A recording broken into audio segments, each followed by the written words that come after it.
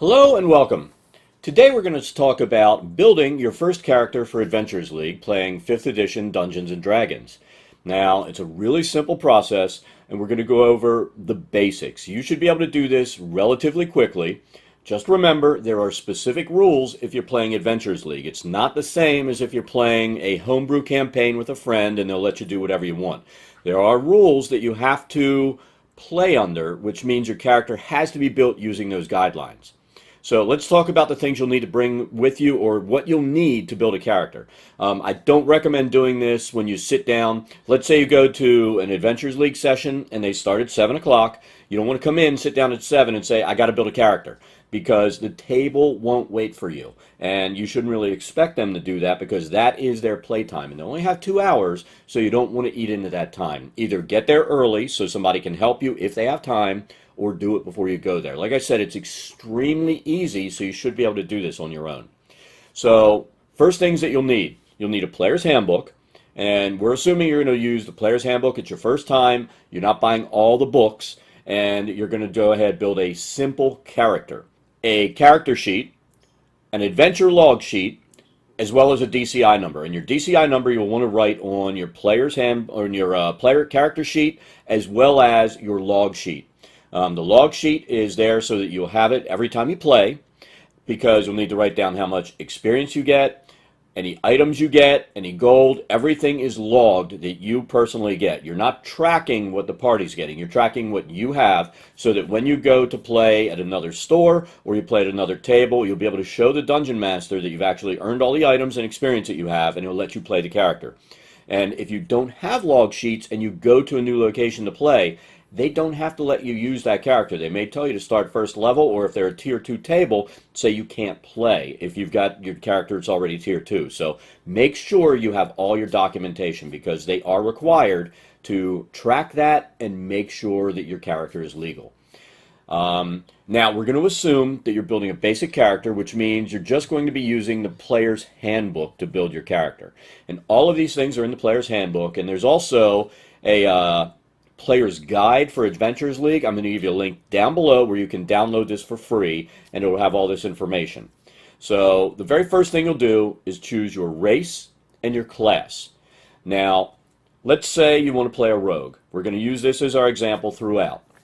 You want to choose a race for your character that uses or gives you a bonus to your attribute that's most important to the character. In the case of a rogue, normally your most important attribute, in fact almost always, is going to be dexterity. So you'll pick a race, something like an elf or a human or human variant, where you can plug in a +1 or +2 to your dexterity, and that'll give you a higher stat.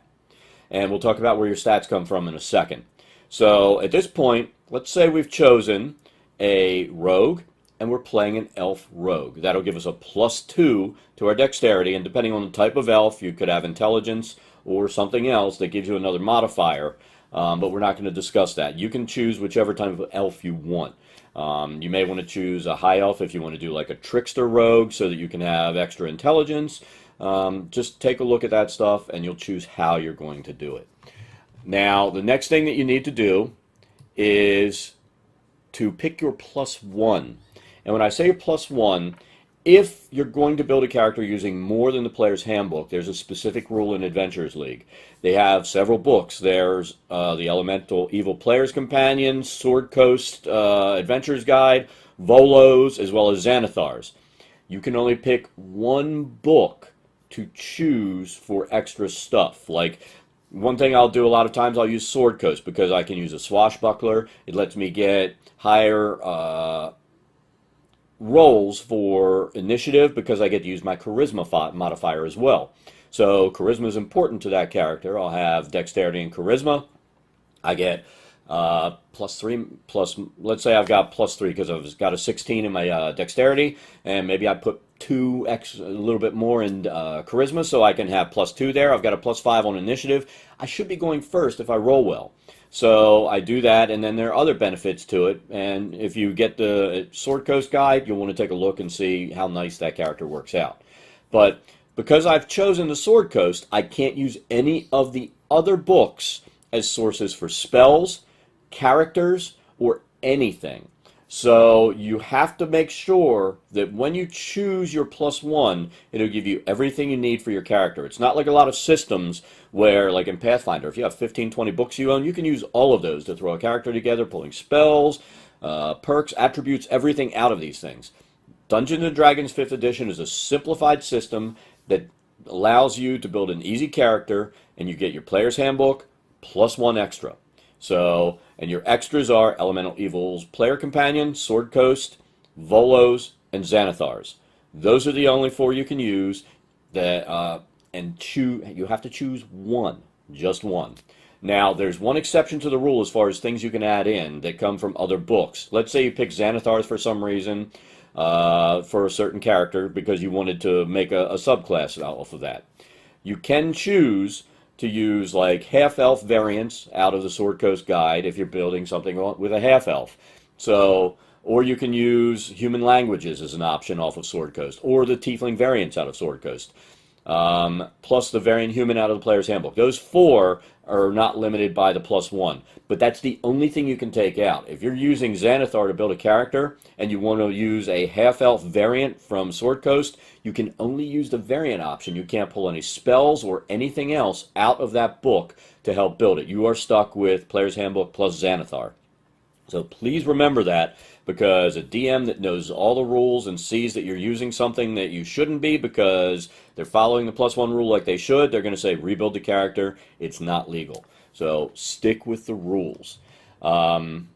This next thing you'll need is to determine your ability skills. You have 2 options. The Player's Handbook gives you 3, one of it which is to roll for stats. Rolling for stats or rolling for anything when you're building a character, including wealth, is illegal. You can't use rolls. They don't want you to have random variables to build a character. So, I mean, if you're rolling a character, you get lucky and you have 3 18s, and the DM sees it. I see people come in all the time and they have, oh, I rolled 2 18s and I've got this and that. I'm like, how did you get that? They're like, I rolled. I'm like, well, redo your stats. It's not legal, because everyone has to be on an even playing field, or an evil playing field if you really hate even playing fields. An even playing field when you're playing Adventures League. So your 2 options are the standard array. The numbers are 15, 14, 13, 12, 10, 8. You'll spread those out among your attribute stats. In the case of the rogue, 15 is probably going to be your dexterity. The 14, I don't know. It depends on my mood. I could put it in strength. If I'm running the swashbuckler, I'm going to put that into charisma, because I want the high charisma. I want to be able to get initiative, and I want to be able to use all the things that I can on that character. If you use a trickster, your 14 would go into intelligence. So you're going to pick where that's going to go. And it's really up to you. The main thing is your highest stat goes into the attribute that's most important to that character. So, and then the other option is to use customized ability scores. The way you get those, you look at page 13 in the Player's Handbook, and it gives you, let's say you want a 15, it's going to cost you 9 points. You start off with 27. Some people will just try to power build and do 15, 15, 15, 8, 8, 8, and that'll get you 27 points used up in 3 stats, and you have 3 dump stats. Be careful where you put your dump stats, though, because when I say dump stat, that 8 is going to give you a -1 on rolls for saves. So let's say you decide to put your 8 in dexterity because, you know, I'm a fighter, I don't need dexterity, I don't need this or that.